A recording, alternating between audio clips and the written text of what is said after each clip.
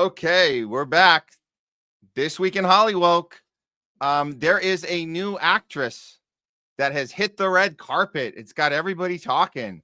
Who is this new actress? This new A-lister that the agents and the producers, they're all just so excited that she's made such a splash here.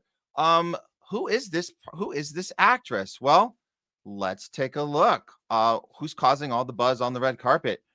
None other than Tilly Norwood. Tilly Norwood is an AI-generated actor, and she's sparking some outrage in Hollywood. Like thousands of actors, Tilly Norwood is looking for a Hollywood agent. Right?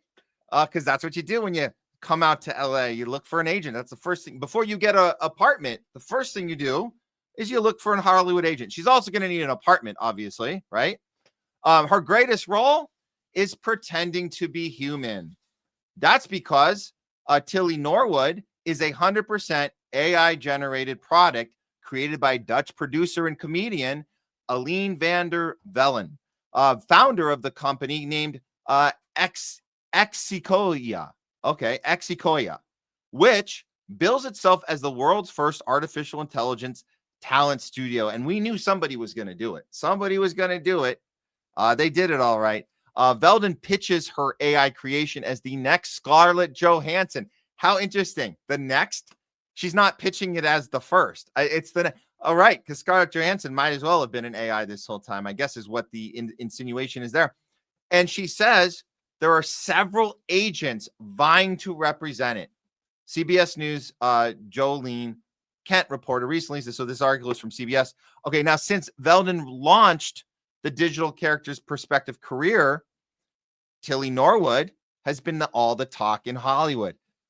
Tilly Norwood. What a organic name. Now, look, we understand that a lot of actors make up their names. That's part of the game, is you are creating a character for the camera. So in a weird, odd, sadistic way, this isn't so far off from other actors who create their characters and their names and their look. And you might as well reference Scarlett Johansson in the process. Cinema Mania World tweeted out, multiple talent agents are reportedly interested in signing AI actress Tilly Norwood, created by actress, comedian, technologist. Oh, she was an actress. That's funny. Eileen van der Velden was an actress and a comedian before she turned business owner, tech genius, I guess, or she found the tech geniuses to create her AI creation and the company Exio. I can't even.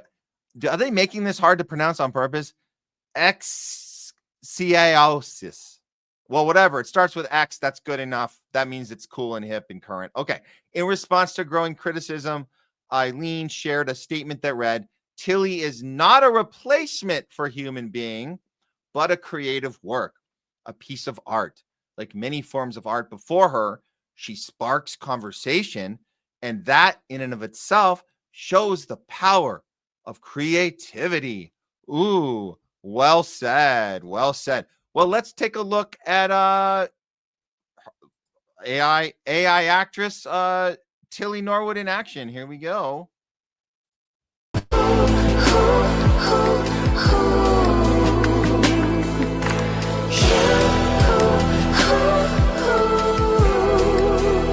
Let's get to know each other, and thanks for watching. Oh my God, they made her have an accent. Of course, that you got to have an accent. Let's hear that. Let's hear that again. What is the accent? Let's see.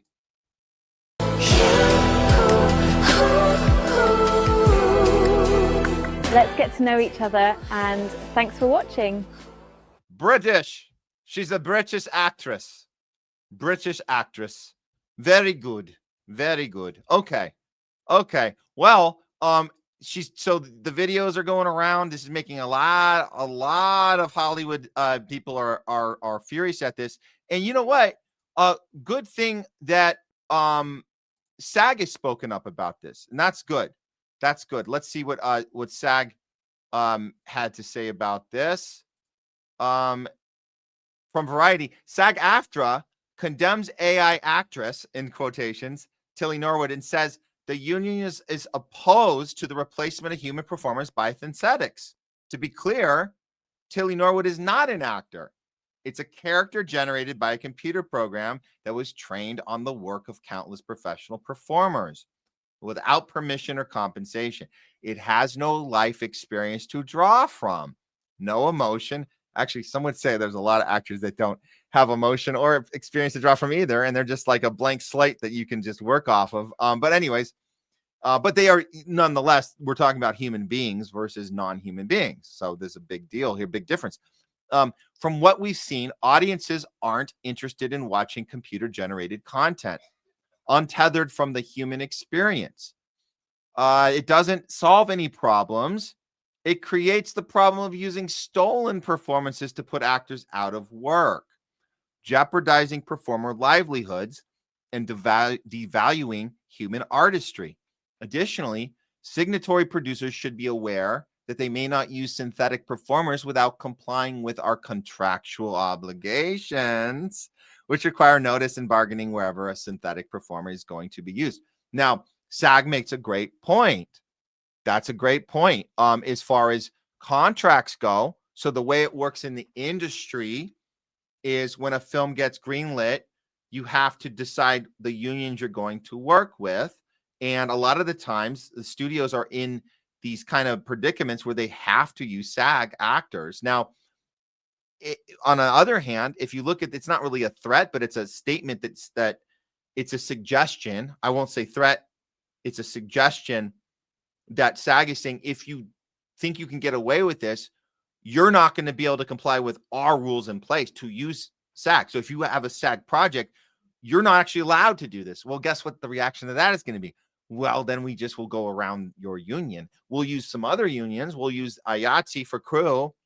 We'll use, some of the other, we'll still use WGA, kind of, but we have the AI script writers too. So that's another problem.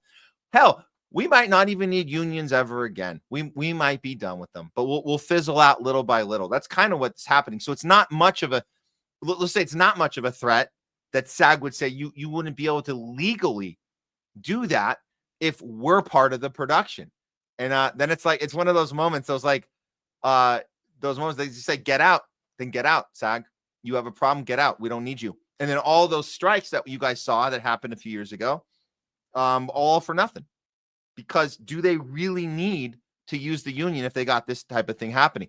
Now, look, one of the points that SAG is hitting on, which is a very valid point, is that audiences are going to reject performances from non-humans because audiences like to invest in the actor off screen or off the film screen, and they like to invest in their day-to-day lives. They like to watch them do interviews. They like to watch what they post on social media. So I guess that means no matter how good the performance is of this Tilly Norwood character, how are they gonna win over the audience as far as the private life of this person?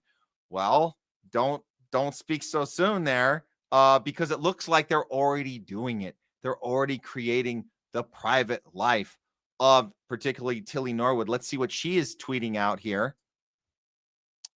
And we'll go back here. There we go. Can't believe it. My first ever role is live. I star in AI Commissioner, a new comedy sketch. She got cast in AI Commissioner, a new comedy sketch that playfully explores the future of TV development produced by the brilliant team at Particle 6P. I'm so excited for what's coming next. Hashtag yay. Hashtag excited. Hashtag I love my life. I'm just kidding on those, but that might as well. You might as well say all those, hashtag living the life. This is how you get the audience to get on board with this. This is actually how you do it. Because what is Scarlett Johansson other than the thing that is packaged for us, whether it's on the screen or off the screen, whether it's in an interview or on a red carpet? So are we just, is that the one place we're missing? Tilly Norwood on a red carpet? Would that seal the deal? Well, let's see. This tweet that went out from the account, from the AI account, included this video. Let's see if this also, think about if watching this video, is this something that an audience will start to identify with as a, hey, I can get behind this and root for this person as they audition. By the way, A-listers don't even really audition. They just go through the motions. Their roles are written for them. So that's no different. They go through the process of pretending that, oh, I really tried hard. Just like in this tweet, I tried really hard. I hope I did well. Oh my God, I got the role. Yay. So a lot of that is fake anyways. So will audiences believe this video that was accompanying this tweet of this new role she got as AI in the AI commissioner new comedy sketch program? Let's see. Thanks for the warning up front. We all knew TV was dead, but thought, why not squeeze in one last development meeting? We had one rule: no missing children, no dead women, and no reboots of Heartbeat. We'd pitched this beautiful comedy, two sisters running a funeral parlour in Margate. Warm, weird, very BBC Two. The commissioner said no. AI generated 100 better ideas in minutes, perfectly aligned to channel data, viewing figures, and optimised for the audience. The winning AI format? I know what you streamed last summer. An interactive thriller built from your streaming history and delivery orders. What? And who could forget the mental health format? Britain's Got Breakdown. Audience votes on who gets therapy. Ian Katz loved that one. I remember saying, you do realise this is for BBC Two? It tested ridiculously well, particularly among men who shop at Screwfix and women obsessed with gut health. All made for less than the catering budget on The Bear. It cast and budgeted itself. Only bit it struggled with was consent in romantic scenes. We just ignored that. It wrote the whole script. Claude 3, Gemini, GPT. We called it a writer's room. It even did its own Silver Mouse paperwork and immediately got Albert certified. What's Silver Mouse? Just an elaborate BBC hazing ritual. Who did it cast? Tilly Norwood, 100% AI generated. By some company called Particle 6. She'll do anything I say. I'm already in love. Girl Next Door. Oh my God, that was disturbing. She'll do anything I say. I'm already in love. Oh my God, that was very, very disturbing. Let's see that. Let's see that one again. Oh my God. Company called Particle 6. She'll do anything I say. I'm already in love. Oh my God. I'm sorry. I'm just caught up on that one. That's very bizarre. Pushing an audience in that direction of controlling I mean, you thought actors were puppets before. You haven't seen nothing yet. This is puppeteering at its finest. This guy's basically saying I can do whatever the hell I want and I don't even need consent. Wow. Forget me too. This is AI too. This is time to get your freak on there, Mr. Programmer. Wow. Okay. Girl Next Door vibes. Like if a Sunday roast went to drama school and got BAFTA optimized. But By the way, did you see that? That's the red carpet shot. So why wouldn't the next step be red carpet before the awards? Why wouldn't it be? You could show this. We could all sit around and watch this. Why not? You could do the entire thing like this. Why not? And forget the red carpet. How about the awards themselves? You could generate an entire award show for AI creations, and we could be rooting for the one we like. You guys, we know this drill.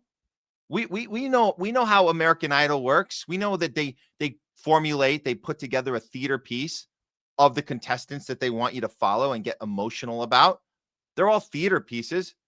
They cut to, they see the performers about to go on stage, and then right before they perform, they cut to the backstory. So well produced, so well. You're emoting from it, like, oh, I just wanted to have a chance to right the wrong of my family, or that one obstacle I have to overcome. See, they figure it out. They shove it in your face. You emote from it, and then you root them on to win. So why couldn't they just do that? Root us on. We'll root on AI to win the award, because we're in her corner, starting with those tweets of, guys, can you believe it? I did it. I got the role. And she looked so excited at that. Went to drama school and got BAFTA optimized. But can she cry on Graham Norton? Of course she can. And it'll be clipped, subtitled, and monetized on TikTok by lunchtime. We're all going to hell. Got recommissioned, didn't it? 3 seasons and a podcast. By an AI commissioner, much faster. But hey, at least it wasn't a reboot. Particle 6 Productions. There you go. That's it. That's the end of Hollywood. That's, I mean, HOLLYWOKE. Forget HOLLYWOKE. It's Holly Weird, HOLLYWOKE. It's all done. And we saw it coming. This isn't a surprise, but it is interesting to see this in motion. Like we see this is it. This is not and people, SAG can be outraged as much as they want, but this ain't going anywhere. This is what's happening. This isn't just a little blip and they're going to go back to normal. This is what we are expecting moving forward. So get used to it, guys. Tilly Norwood, the face of Hollywood, the underdog story from normal girl in England. I guess she's in England, comes out to the US, doesn't know anyone, gets an agent right away before she can afford her rent, and lands her first role, and from there, the sky's the limit after there. And I can't wait to hear her first award speech, acceptance speech, and the tear going down the eye, the fake tear. There you go. That's this week in HOLLYWOKE.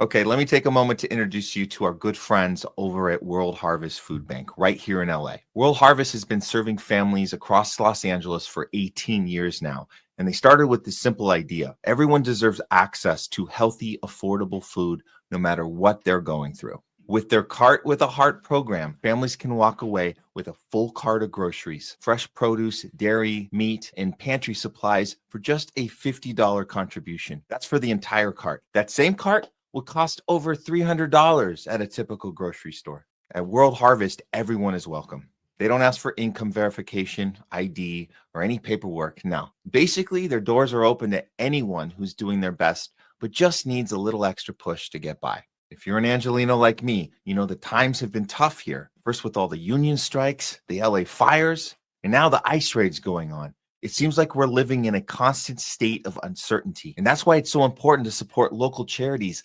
like World Harvest, because they aren't just helping the community. They're an essential function in its very survival.